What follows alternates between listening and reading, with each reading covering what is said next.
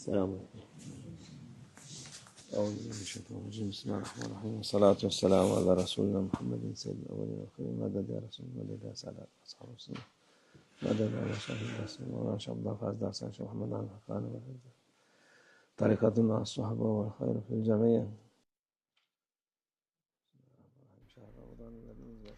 بسم اللہ الرحمن الرحیم.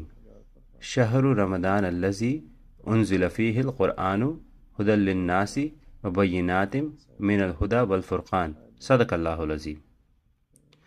رمضان کا یہ مبارک مہینہ اللہ کا پسندیدہ مہینہ ہے. بے شک اس کی فضیلت یہ ہے کہ اس میں کی جانے والی عبادتوں کا ثواب اللہ کی جانب سے بے حساب عطا کیا جاتا ہے.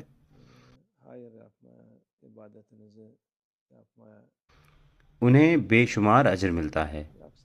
لہٰذا انسان کو چاہیے کہ وہ جتنا ہو سکے اتنی نیکی کرے اور عبادت کرے.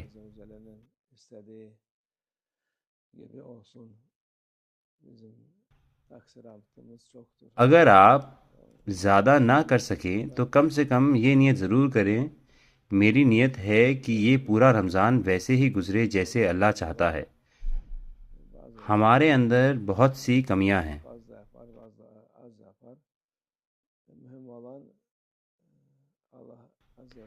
آؤ ہم اتنا کریں جتنا ہمارے بس میں ہے.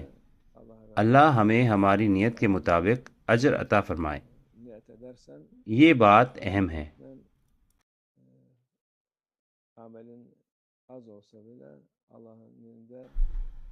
کچھ لوگ زیادہ کرتے ہیں کچھ کم. اصل مقصد اللہ کی رضا حاصل کرنا ہے.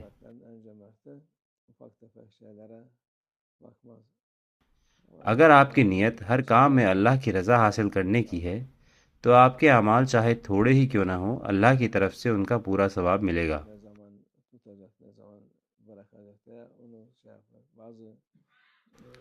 اللہ عز و جل اکرم الاکرمین ہے. وہ چھوٹی موٹی کمیوں کو نہیں دیکھتا، لیکن کبھی کبھی کچھ چیزوں پر توجہ دینا لازمی ہوتا ہے. روزے کے دوران لوگ الجھ جاتے ہیں کہ روزہ کب شروع کریں اور کب افطار کریں.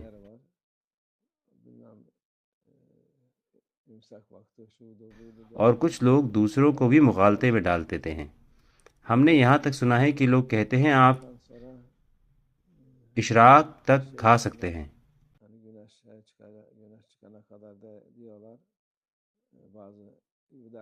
یا امساک کا وقت یہ ہے یا وہ ہے. لہٰذا آپ کو اس بارے میں بہت محتاط رہنا ہے. امساک کے بعد آپ کو کچھ بھی نہیں کھانا چاہیے. کچھ لوگ عالم ہونے کا دعویٰ کرتے ہیں اور کہتے ہیں سورج نکلنے تک کھاؤ. وہ عالم نہیں ہیں، وہ جاہل ہیں.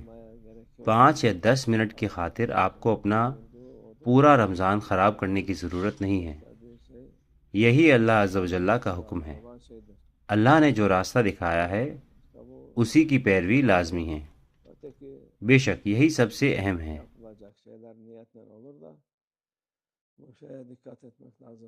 دوسری چیزیں نیت کے مطابق کی جا سکتی ہیں، لیکن سحری اور امساک کے وقت کے معاملے میں آپ کو بہت احتیاط برتنی چاہیے. جسے ہم امساک کہتے ہیں وہ عام طور پر اذان تک کا وقت ہے. اذان کے بعد آپ نہیں کھا سکتے. احتیاطاً یہ بہتر ہے کہ اذان سے 5، 10 یا 15 منٹ پہلے ہی رک جائیں. اس سے آپ زیادہ مطمئن رہیں گے.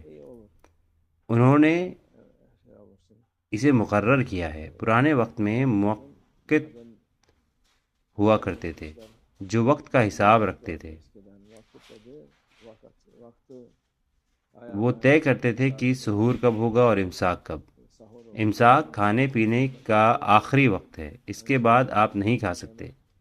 وہ ہی فجر، ظہر، عصر، مغرب اور عشاء کی اذانوں کے وقت مقرر کرتے تھے.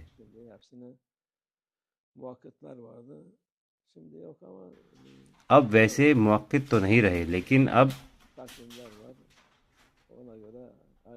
جنتریاں موجود ہیں اور سب کچھ اسی کے مطابق طے کیا جاتا ہے.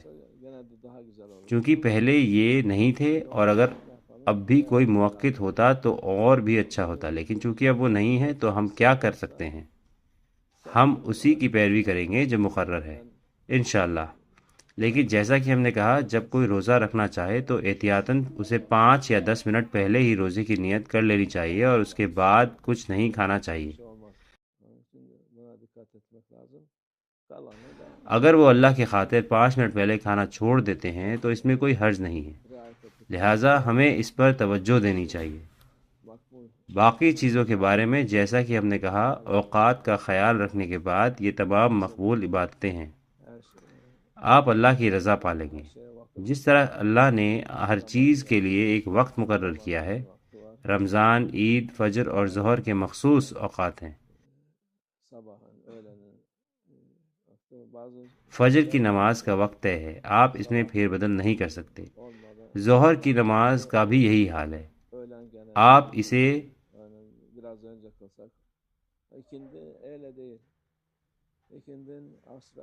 وقت شروع ہوتے ہی پڑھ سکتے ہیں۔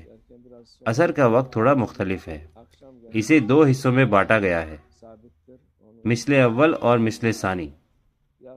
یہ تھوڑا پہلے یا تھوڑا بعد میں ہو سکتا ہے۔ مغرب کی نماز کا وقت طے ہے، آپ اسے وقت سے پہلے نہیں پڑھ سکتے۔ عشاء کا وقت لچیلا ہے، یہ تھوڑا پہلے یا بعد میں ہو سکتا ہے، لیکن آپ کو دوسرے اوقات کی پابندی اور ان کا خیال رکھنا لازمی ہے۔ افطار اور سحور کے آخری لمحوں پر توجہ دینا سب سے زیادہ ضروری ہے۔ اللہ اسے قبول فرمائے۔ اللہ ہماری عبادتوں کو قبول فرمائے۔ اگر کسی نے انجانے میں ان میں سے کوئی غلطی کی ہے تو توبہ اور استغفار کریں، اللہ ہم سب کو معاف فرمانے والا ہے انشاءاللہ۔ الفاتحة